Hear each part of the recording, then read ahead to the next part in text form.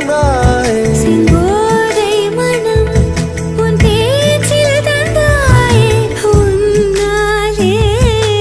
யோசிக்கிறேன்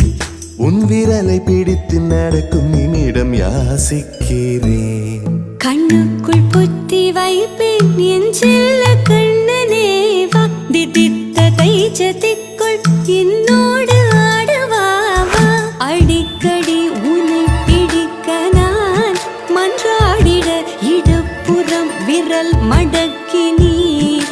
காட்டிட என் கண்